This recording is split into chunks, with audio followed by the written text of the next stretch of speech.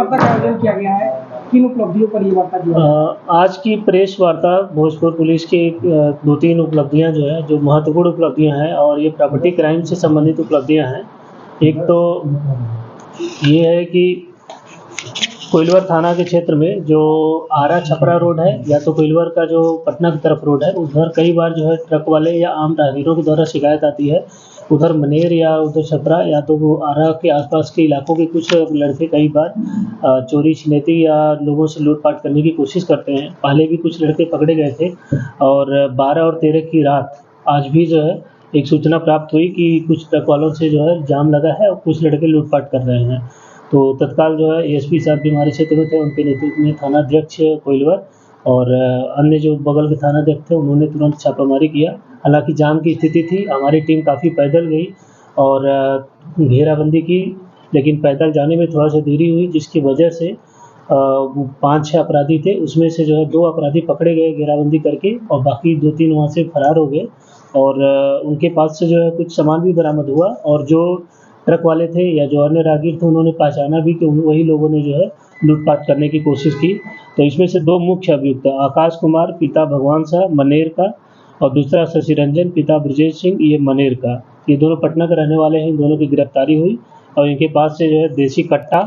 1 और जिंदा कारतूस 1, लूट का पैसा जो ट्रक वालों से जो छीना था और इनके पास जो बरामद हुआ 11,430 रुपये और जो लॉकेट एक सोने का छीना था वो भी बरामद हो गया और लूट का आधार कार्ड और ड्राइविंग लाइसेंस जो उनका जो है छीन के कई बार सामान से भागते हैं तो वो भी बरामद हुआ। लूट का मोबाइल 4 जो ट्रक वालों से छीना था 4 ड्राइवर का, वो 4 लूट का मोबाइल बरामद हुआ और इसकी जो मोटरसाइकिल जो यूज़ करते हैं तो 2 मोटरसाइकिल भी बरामद हुई। तो इस तरीके से ये एक अच्छी उपलब्धि है और लेकिन इसमें अन्य जो अभियुक्त हैं उनकी गिरफ्तारी हो जाने के बाद इस क्षेत्र में हो सकता है कि ये अपराधी जब पूरा ही गिरोह जो है गिरफ्तारी होगी तो ये अमन चैन होगा और ये जो अन्य अपराधी उनकी गिरफ्तारी की जाएगी। दूसरा मामला है चरपोखरी थाना का, वो भी लूट का है। ये 2-3 लूट कांड का इसमें उद्भेदन हुआ है और इसमें एक जो मुख्य लूट कांड हुआ था ये हुआ था 3 फरवरी को। ये इंग्लिशपुर राइस मिल है उसी के पास में जो है एक काशीराज सिंह जी हैं, अगर उत्कर्ष फाइनेंस कंपनी में कैशियर वो है, तो उनके पास से वो अपना पैसा कुछ लेके 65,000 रुपये और अपना बाइक से जा रहे थे और उसी दौरान वहाँ पे इंग्लिशपुर चमरिया गांव के जो है पास आरा पीरो जो मोड़ है उसी मोड़ पे जो है 3 लड़के जो अपराधी थे मोटरसाइकिल से थे और इन्होंने जो है हथियार का भय दिखा के इनको रोक के इनका जो है मोबाइल, इनका बैग और कुछ अन्य सामान थे उसको छीन लिया और छीन के वहाँ से भाग गए और उसमें से मुख्यतः था कि 65,000 रुपये था, वो भी लूट के ले गए साथ में। तो इसके बाद हम लोग कुछ इसमें हिंट मिला हुआ था और कुछ लोगों ने शायद पहचाना भी था इन लड़कों को उधर क्षेत्र में। तो हमारी टीम लगातार जो है अनुमंडल पुलिस पदाधिकारी राहुल सिंह जो पीरो के हैं उनके नेतृत्व में चरपोखरी और हमारे डीआईयू की जो टीम थी तो चरपोखरी थानाध्यक्ष इन लोगों ने जो कल जो विशेष जो एक अभियान चलाया था इसी के क्रम में जो है इनकी गिरफ्तारी सुनिश्चित की गई और न सिर्फ इस घटना का उद्भेदन हुआ बल्कि 2 अन्य महत्वपूर्ण घटनाएं जो जगदीशपुर में सीएसपी लूट हुई थी,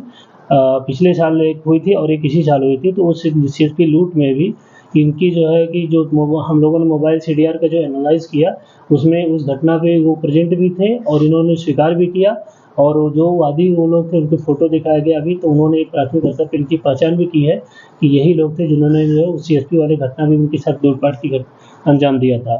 और पहला अभियुक्त है संजीत कुमार पिता नंद कुमार, ये इंग्लिशपुर सेमराव का ही है। दूसरा छोटू कुमार इंग्लिशपुर सेमराव का, ये दोनों चरपोखरी थाना के ही हैं और एक अभियुक्त इसमें और है, उसकी गिरफ्तारी के लिए प्रयासरत है हमारी टीम और इनके पास से लूट का 5,000 रुपये और एक जो बैग लूट करके ले गए थे बैग बरामद हुआ है, लूट का मोबाइल भी बरामद हुआ है और आधार कार्ड ड्राइवरी लाइसेंस जो था ले गया था तो वो भी इसके पास से बरामद किया गया है और अन्य जो दोनों कांडों का उद्भेदन हुआ है हम लोग अभी इनसे अन्य भी पूछताछ अभी करेंगे जेल भेजने से पहले अन्य बिंदुओं पे भी और 1-2 जो घटनाएं हुई हैं क्योंकि ये काफ़ी सक्रिय थे और आसपास के लोग इनके बारे में जानते भी थे कि ये ऐसी घटनाओं को अंजाम देते हैं। तो इनकी गिरफ्तारी से निश्चित ही इस क्षेत्र में जो है लूटपाट की घटनाओं पर रोक लगेगी और ये हमारी टीम के लिए एक अच्छी सफलता है।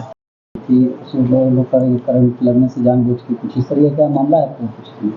कल जेलर जो है यहाँ पे उनके द्वारा सूचना प्राप्त दोपहर को दी गई कि एक विकास कुमार नाम के कैदी थे और ये तरारी क्षेत्र के रहने वाले हैं और यहाँ पर थे, लेकिन इनको पता नहीं क्या हुआ कि एकाएक इनको चक्कर आया और चक्कर आने के बाद ये गिर गए सीधे नीचे ही और उसके बाद इनको तत्काल वहाँ जो कारा में जो हॉस्पिटल है उसमें एडमिट कराया गया। तो लेकिन इनकी हालत सीरियस थी और उसके बाद इनको तत्काल जो है सदर हॉस्पिटल में वहाँ से रेफ़र किया गया। तो वहाँ जाने के क्रम में जब वहाँ पर डॉक्टर ने इलाज चालू किया तो पता चला फिर उनकी मृत्यु हो गई और मृत्यु के कारणों का भी जो है आरंभ में ये स्पष्ट नहीं हो पाया कि क्यों हुआ है, क्योंकि अभी इसका जो एक कमेटी बैठती थी, एक प्रोसीजर है कि इनका जुडिशियल मजिस्ट्रेट इंक्वेस्ट करते हैं, इंक्वायरी करते हैं और उसके बाद एक बोर्ड गठित हुआ था पोस्टमार्टम के लिए। तो इसका प्रॉपर जो है पोस्टमार्टम वगैरह सब कुछ हो गया है। पोस्टमार्टम में जो रिपोर्ट आएगी उसके बाद ही पता चल पाएगा कि मौत का कारण क्या था और उसके बाद ही इसमें कुछ बताया जा सकता है। पुलिस को क्या उपलब्धि मिली है? उसमें हमें काफ़ी उपलब्धि तियत थाना में मिल गई है। उसमें जो मुख्य अभियुक्त जो लड़की थी खुशी नाम होता है, वो जो ले गई थी इसको लड़की को, तो उनके घर वाले दोनों अगल-बगल के रहने वाले हैं और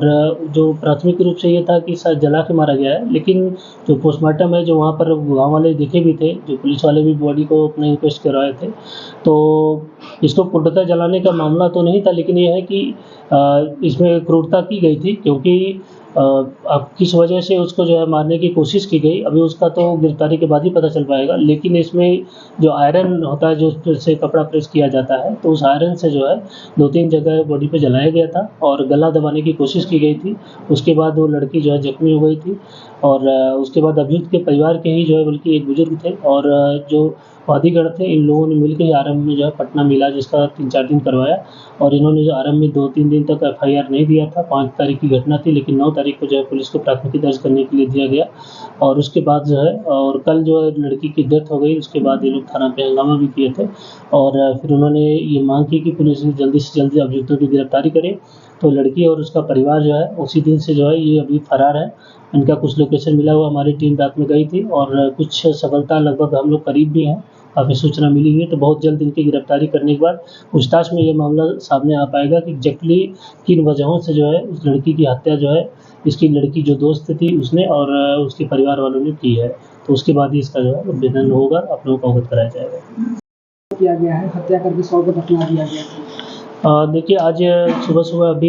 ये थानाध्यक्ष मुफस्सिल के द्वारा एक सूचना दी गई कि वहाँ के गाँव के एक बुजुर्ग हैं, तो उनका जो शव जो है फेंका गया है। हालाँकि उसमें जैसे आप लोग बता रहे हैं दफनाया गया है, फिर उन्होंने बोला था कि डंप किया गया था, तो उसको हम लोग अभी जाँच करवा रहे हैं और उसमें कुछ विवाद उनके पारिवारिक स्तर पे भी पहले से ही था। वो हम लोगों के पास सूचना है, पहले भी वो थाना पे कुछ ज़मीनी विवाद भी था, परिवार में ही अपने में ही उसका भी कुछ मामला था। तो इसमें कई बिंदु हैं और उसपे आज ही अभी हम लोग पोस्टमार्टम करवा रहे हैं। पोस्टमार्टम करवाने के बाद जो उसमें अन्य बिंदु हैं, उसपे अगर कोई इसमें कल्प्रिट है, दोषी है, उसके खिलाफ उसमें कार्रवाई की जाएगी।